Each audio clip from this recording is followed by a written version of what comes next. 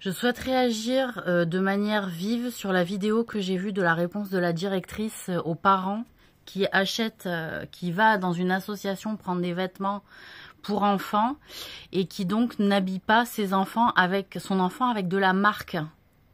Et que de fait, la réponse de la directrice, elle répond quoi?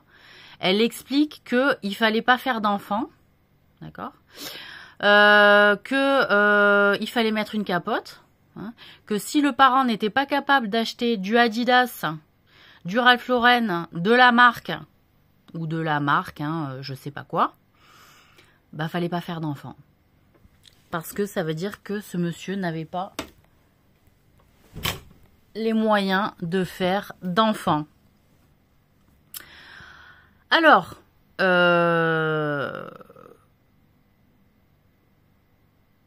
il va falloir se mettre au clair avec la politique de la France, madame, j'ai envie de vous dire, parce que vous êtes dans le pays de la France, et qu'il y a une volonté que les gens, il y a une volonté politique que le gouvernement, depuis des siècles, pousse les parents à faire des enfants, peu importe leur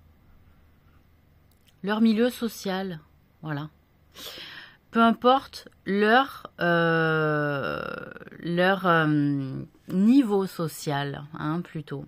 C'est-à-dire qu'on accorde le droit inaliénable à tout être humain de faire des enfants. Et alors, on peut remettre en question le fait de faire des enfants quand on n'a pas de domicile, quand on n'a pas de travail, quand on n'a pas une famille stable, c'est-à-dire qu'on n'a pas un partenaire stable. On peut remettre en question ce fait, mais pas le droit. Le droit de tomber enceinte, c'est un droit inaliénable, madame. C'est un droit naturel même. Donc si vous voulez remettre en question ce droit naturel et ce droit inaliénable à toute personne de tomber enceinte parce qu'on aime porter la vie aussi, vous êtes dans une politique eugéniste. Et alors effectivement, on a une information puisque vous avez signalé sur la vidéo que l'Académie de l'éducation nationale pensait comme vous. D'accord? Donc effectivement, peut-être qu'on a une politique eugéniste au travers de notre société française et que peut-être il va falloir nous mettre au courant, effectivement, madame. Parce que si vous laissez un enfant innocent se faire harceler par d'autres et que donc vous validez le comportement de harcèlement, ce qui est grave, vous validez le comportement de harcèlement qui est nocif pour une société au travers du fait qu'une personne n'a pas forcément les moyens pour habiller son enfant. Et ça peut même être un choix social pour un parent qui a de l'argent que de ne pas habiller son enfant avec de la marque. Vous le savez, quand même. Parce que justement, il est quand même plus important d'apprendre aux enfants de se comporter correctement entre eux et de ne pas apprendre à se harceler et à se faire du mal.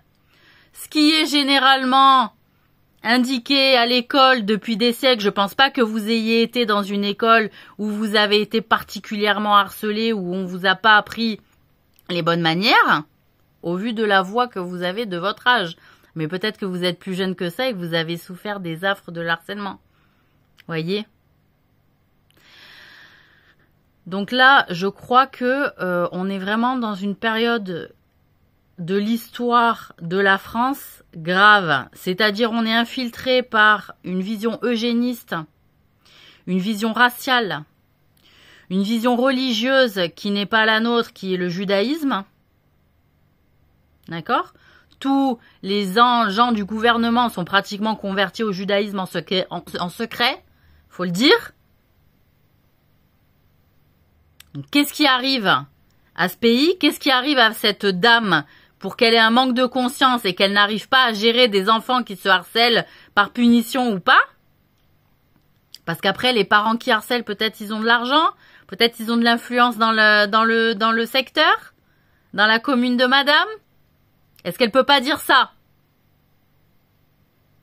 Au lieu d'expliquer qu'il fallait mettre une capote.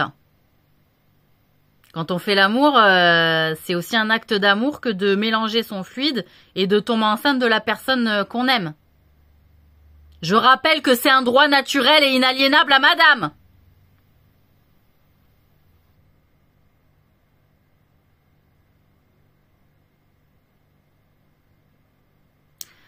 Donc c'est même pas une question de milieu social, c'est une question de vision de la société. Madame préfère qu'on évolue en société et que le harcèlement soit pas puni, hein, puisqu'elle induit une acceptation du fait de harcèlement. Elle induit l'acceptation de fait de harcèlement. Voilà. Donc elle préfère une société où on harcèle parce que il est quand même inacceptable qu'une personne n'ait pas de marque, parce que sinon elle n'a pas le droit d'exister si elle est pauvre. Elle n'a pas le droit d'exister si elle est pauvre. Voilà. Il n'y a pas, pour madame, une société n'induit pas que d'autres personnes rendent pauvres d'autres personnes, en fait, par un système. Par une systémique. Voyez? Ça n'existe pas chez madame. Madame n'a pas étudié la sociologie. Madame, elle a étudié les maths, comme ça, bien, l'histoire un petit peu, voilà, un petit peu raciste, voilà, comme ça, et un peu le français, voilà, hein?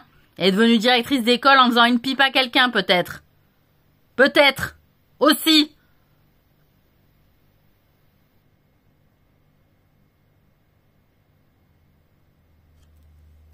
Donc moi, ce que je conçois pas, c'est qu'il y ait un enfant en souffrance et que madame ne s'en soucie pas.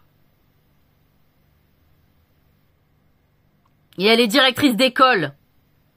Et je comprends pas que l'académie, c'est pas une question de mutation, elle la licencie. C'est là où on doit arriver. Il y a eu des cas de harcèlement assez grossiers pour pas, à un moment donné, licencier le personnel qui font pas le boulot. Donc oui, il y a une vision eugéniste peut-être au sein de nos rangs de l'éducation nationale. Et là, on a un grave problème. Parce que l'eugénisme, c'est les nazis qui l'ont porté. D'accord? Donc si on a un mélange judaïque et un mélange nazi au sein même de nos murs et que c'est nos enfants qui en pâtissent, il va y avoir un grave problème là. Donc on m'explique pas que les gens défendent les juifs quand ils défendent une vision eugéniste de la société. C'est contradictoire. C'est pas cohérent.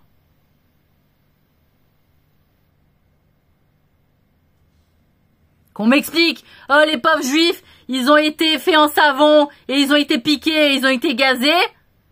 Et donc ouais, peut-être qu'il y a d'autres méthodes eugénistes qui sont développées depuis, qui sont plus insidieuses, plus complexes, plus stratégiques.